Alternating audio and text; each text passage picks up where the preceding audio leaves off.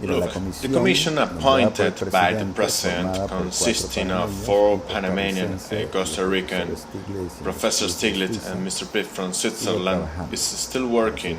We have submitted a progress report with a series of very specific recommendations for consideration by the government, as stated the decree. The decree states that our work will be presented before the President of the Republic for consideration and will be published when the President was well. And in the line with it, we already presented the progress report with a series of recommendations. The discrepancies of Mr. Stiglitz and Mr. Pieth were 2 things of their own. We regret that they have resigned because they are obviously people who could contribute.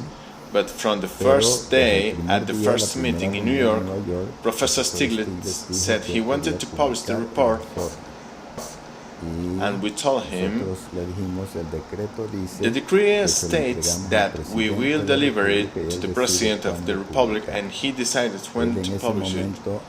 At the moment, he threatened to resign because for him it was very important to publish the report as soon as it was ready. The second discrepancy was one of approach. Mr. Stiglitz wanted to send a message to the OECD on how the OECD should act on a number of issues related to transparency. We insisted that report was for Panama. My recommendation is for Panama. Those are the 2 discrepancies of approach with Professor Stiglitz. Last week, Alberto Alemán-Zubieta, who is the co-chairman jointly with him at the Commission, was in contact with him, and this progress report was presented to the government, was approved and accepted by Professor Stiglitz. What's more, the report transmittal letter is written by Professor Stiglitz. We accepted.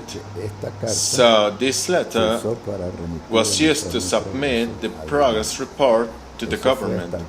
That was until Thursday night, late night. We were surprised that the next day he resigned without having told us nothing. Regarding to Mr. Pieth, he is Swiss, and he from the beginning acted as an advocate of what the OECD wants. He had spoken with authorities in Europe of OECD, and he came as their messenger on what they wanted. This even that Panama had to do the things they were saying. I had there a couple of disagreements with him, but indicated him that although the OECD countries, in all fairness, want their citizens to pay taxes in their countries and do not hide their money offshore, we want to collaborate with it in the most transparent way, but at the lowest possible cost to Panama. He even at one point said that the banking center of Panama must be destroyed. Well, that's his opinion, but that is not our opinion as Panamanian. Panama's banking center does an excellent job. Laws of transparency, anti-money laundering laws, and a number of measures have been passed to keep the banking center up with the international laws. In short, what the other commissioners, who are 5 and we continue working, want is to advise Panama on very specific measures Panama should take to be aligned with the international legal requirements that are also evolving. First, the government published this progress report. It is in the newspapers in recent weeks. The government has not hidden anything. which is what they claim. They accuse the government of intending to hide. The government does not want to hide anything. Simply thus, they have to accept that this is the responsibility of the government, how and when to make public knowledge of those things. Secondly, regarding international effect, well, yes, there are some questionings because they are international renowned gentlemen. But I think that's not a big deal. Here are two elements. First, the immediate effects of information.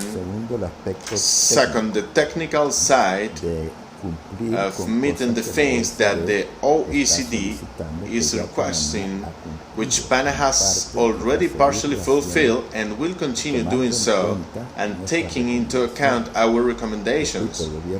Again, the government has not stopped to wait for our recommendations. The government has been acting in a series of measures to bring Panama up to speed on the international situation. The issue of legal services is a very small percentage of the Panamanian economy. Much more important was the opening of the third set of locks, which is important for the world and the world trade, and is a significant part of economic base of Panama. At that time, 900 correspondents came to witness the opening ceremony, as well as many heads of state. So in there, Panama could relaunch a more accurate picture of what Panama is, which is neither Mossack Fonseca nor this corporation, nor even international legal businesses done from Panama. That's not Panama. Panama is largely the canal.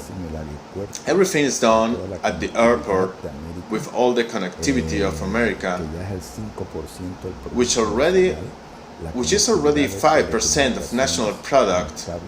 Telecom connectivity with optical fiber, submarine communication cables, which are the most important in Latin America and passing through Panama. Based on these three connectivities, in 26 activity which the banking system is part of, there has been generated the growth and dynamism of Panamanian economy, which today is the fastest growing economy in Latin America. So this will continue because this is one of the base of the economy, and not on the opinion on this gentleman that, of course, can cause a bit of temporary image trouble, but they are neither the beginning nor the end of the Panamanian reality.